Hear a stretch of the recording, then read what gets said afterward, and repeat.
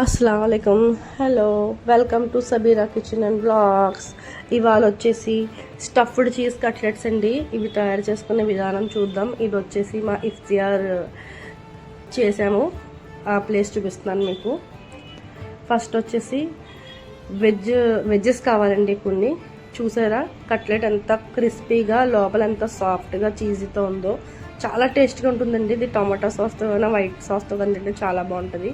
దీనికి కావాల్సిన ఇంగ్రీడియంట్స్ వచ్చేసి స్క్రీన్ మీద నేను ఆల్రెడీ మెన్షన్ చేశాను చూడండి. వెజిటేబుల్స్ ఏదైనా పర్వాలేదండి. నేను క్యాబేజ్ తీసుకున్నాను, క్యారెట్ తీసుకున్నాను, ఆనియన్ తీసుకున్నాను. తర్వాత వచ్చేసి కారం, ఉప్పు, పసుపు, అల్లం వెల్లుల్లి పేస్ట్, ఒక egg, chilli flakes, sweet corn powder చేసి వేసానండి. ఐ మీన్ పౌడర్ అంటే పేస్ట్లా కూడా చేసుకోవచ్చు. నాది ఫ్రీజర్ అయ్యి ఉంది స్వీట్ కార్న్, అందుకని పౌడర్లా అయ్యిందండి. అవన్నీ చేసుకొని కొంచెం కుక్ చేసిన చికెన్ మ్యాష్ చేసుకొని ఒక 2 గుప్పెడు వేసుకున్నానండి. ఇవన్నీ వేసిన తర్వాత ఒక 2 స్పూన్స్ మైదా వేసాను బైండింగ్ కోసం. ఎగ్ ఒకటే సరిపోతుంది. 2 స్పూన్స్ మైదా ప్లస్ 2 స్పూన్స్ వచ్చేసి బేసన్ శనగపిండి 2 కూడా యాడ్ చేసుకోవాలండి. చక్కగా అన్నీ కలుపుకొని ఒక ముద్దలా చేసుకోవాలండి. మొత్తం అంతా ఈవెన్గా కలవాలి, చక్కగా కలుపుకోవాలండి. ఆ వెజ్జెస్ అన్నీ కలిపేసిన తర్వాత కూడా ఒక 10 నిమిషాల పాటు పక్కన పెట్టుకోవాలండి. అలా పెట్టుకుంటే మీకు వెజ్జెస్ మొత్తం స్పైసెస్ అన్నీ అబ్జర్వ్ చేసుకొని చాలా టేస్ట్ ఉంటుందండి. కుక్ అయిన తర్వాత కూడా ఇలా కలుపుకోవాలండి. ఇలా కలుపుకొని పక్కన పెట్టుకోవాలి. నాకు కొంచెం తడి అనిపించి ఒక స్పూన్ బేసన్ మళ్ళీ వేసాను. తర్వాత ఒక ఎగ్ వచ్చేసి బీట్ చేసి పెట్టుకోవాలి పక్కన. ఒక ఎగ్ కూడా బీట్ చేసి పెట్టుకోవాలి. కొన్ని చిల్లీ ఫ్లేక్స్ వేసానండి స్పైసీనెస్ కోసం. నాకు స్పైస్ తక్కువ అనిపించి కొంచెం చిల్లీ ఫ్లేక్స్ వేసాను. స్పైస్ తగ్గట్టు తక్కువైతే తక్కువ, ఎక్కువైతే ఎక్కువ వేసుకోవచ్చు. ఒక ఎగ్ తీసుకున్నానండి. ఎగ్ తీసుకొని బీట్ చేసి పక్కన పెట్టుకున్నాను.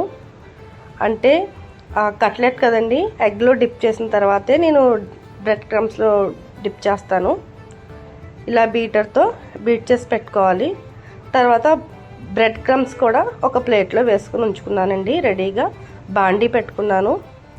ఆయిల్ తక్కువే వేసానండి, ఎందుకంటే ఒక్కసారి యూస్ చేసిన ఆయిల్ ఇంకోసారి యూస్ చేసినా పర్వాలేదు. ఒక 2-3 సార్లు అయితే యూస్ చేయకూడదు, అందుకని నేను తక్కువ యూస్ చేశాను.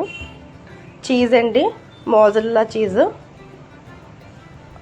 లాస్ట్ టైం కూడా నేను మోజరెల్లా చీజ్ యూస్ చేశానండి.